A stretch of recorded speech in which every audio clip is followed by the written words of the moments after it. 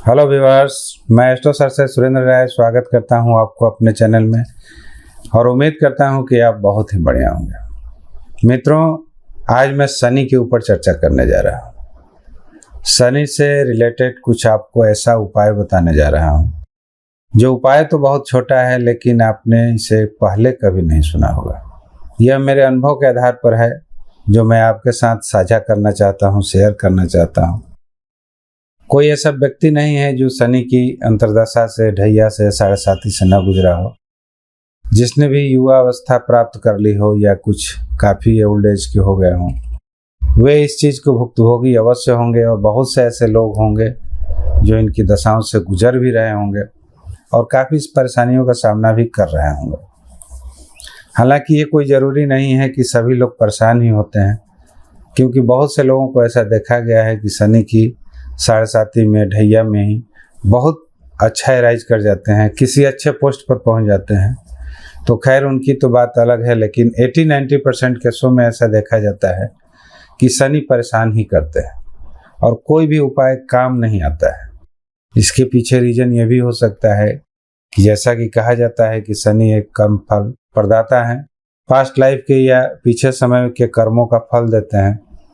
खैर, जो भी हो, मैंने भी अपने तरफ से पूरी कोशिश की है और काफ़ी दिनों तक इस चीज़ पर रिसर्च की है कि शनि की कितना भी निगेटिव प्रभाव आपके ऊपर हो, यदि आप उस उपाय को करते हैं तो निश्चित ही आपको कहीं ना कहीं एक शांति का अनुभव होगा और उनका जो निगेटिव प्रभाव है उससे आप बचते हुए नजर आएंगे। तो मित्रों, उपाय क्या है मैं तो ये बताऊंगा, लेकिन उपाय से पहले कुछ ज़रूरी बातें हैं, उसे आपको जानना जरूरी है। क्योंकि यदि आप डायरेक्ट उपाय पर चले जाते हैं और उस उपाय को कर लेते हैं तो शायद वह उपाय उतना फलित नहीं हो।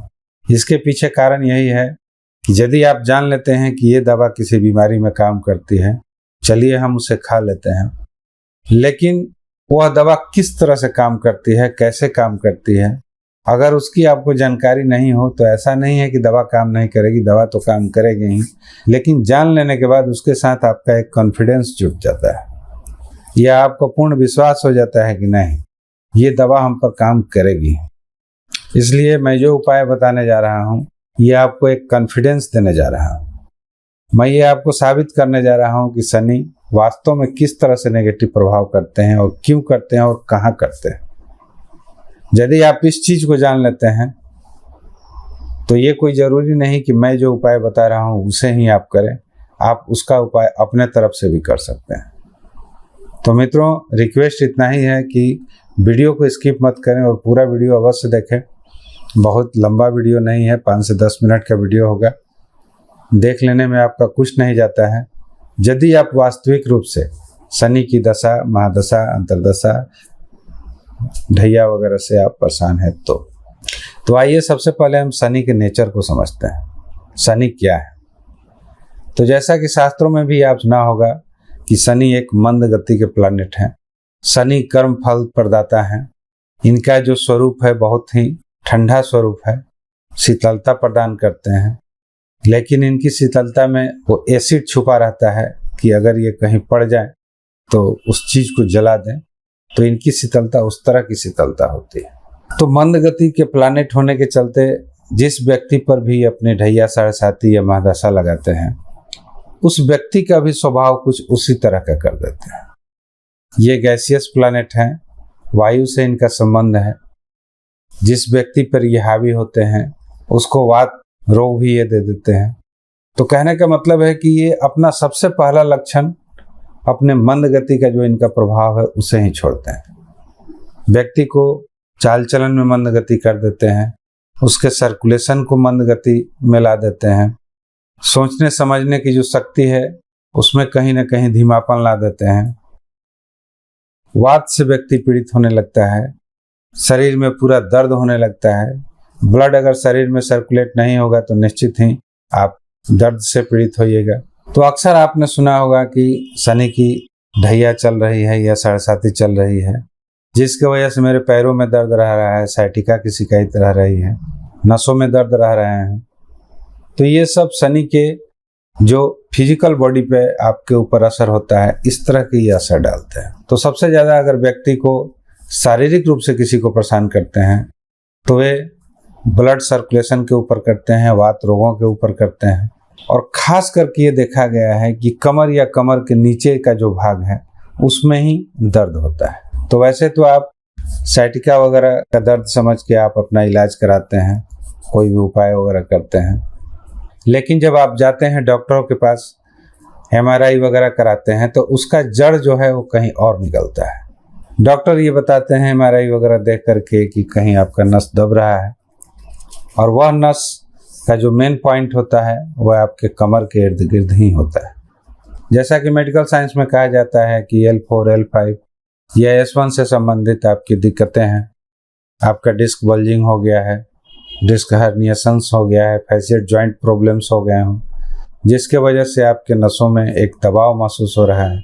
इसके बाद दूसरा प्रभाव ऐसा देखने में आता है कि व्यक्ति अलग थलग पड़ने लगता है, लोगों से उतनी मिलने जुलने की कोशिश नहीं करता है, लोगों में उतना उसका इंटरेस्ट नहीं रह जाता है, एकांतवास का शिकार होने लगता है, डिप्रेशन का शिकार होने लगता है।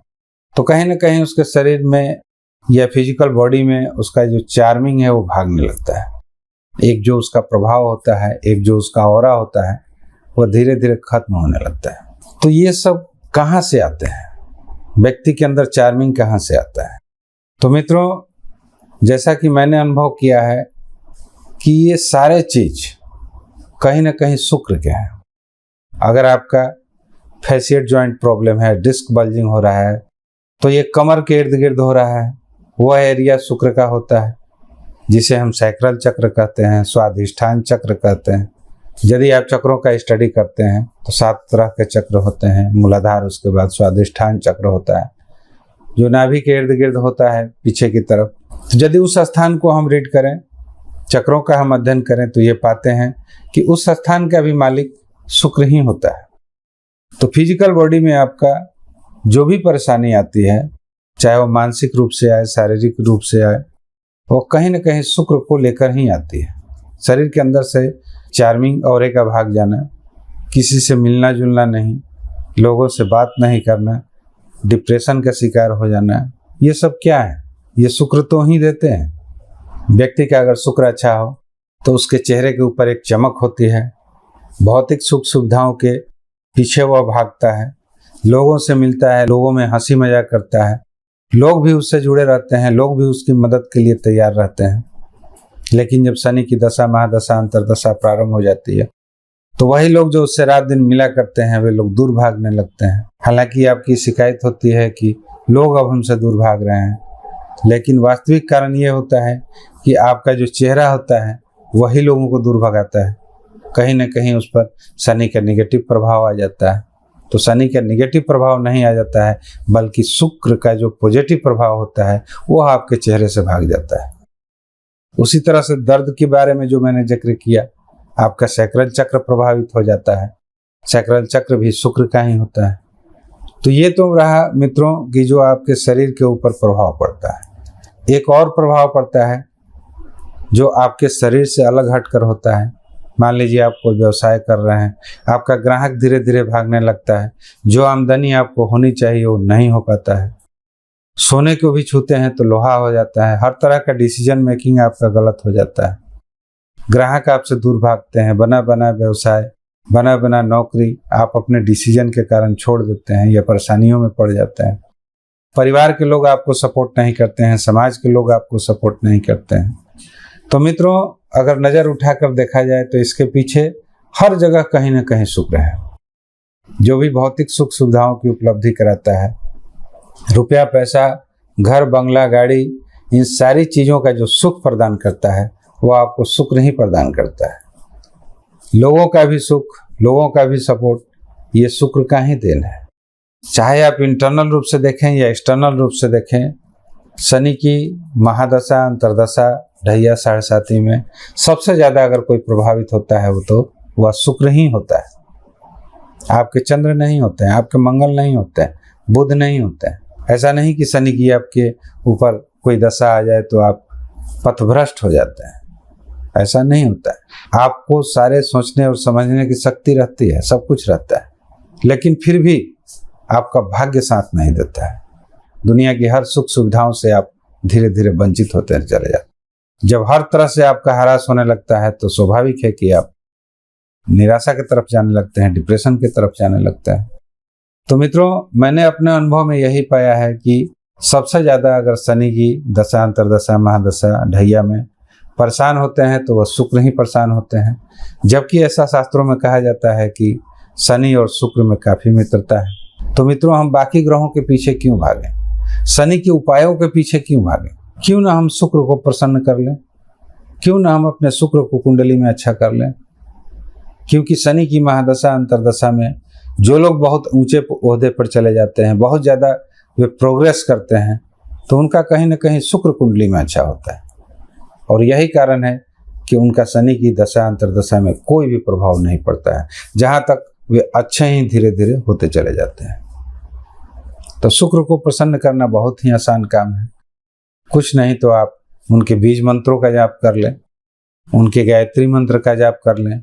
उससे भी ज़्यादा अगर आप कुछ करना चाहते हैं तो 2-4 ब्राह्मणों को रखकर कोई यज्ञ ही करा दें, तो निश्चित ही आप शनि के पीड़ा से मुक्ति पा लेंगे। और मैं ये बात ऐसे ही नहीं बोल रहा, मैंने इससे रिलेटेड कुछ अपने जीवन में अनुभव पाया है तभी बोल रहा हूँ। और मैं ये चाहता हूँ कि इससे आप सब भी लाभान्वित हो। मेरा ऐसा कोई सलाह नहीं है कि आप डायरेक्ट शनि की पूजा करें। शनि हो सकते हैं कर्म फल प्रदाता, ये अलग बात है, लेकिन वे जहाँ भी आघात करते हैं वे शुक्र से रिलेटेड ही चीज़ों पर आघात करते हैं। आपका सुख, सौभाग्य, नेम, फेम, सारा चीज़ वे धाराशायी करने की कोशिश करते हैं। और इन सारी चीज़ों की प्राप्ति आपको शुक्र के चलते ही होती है।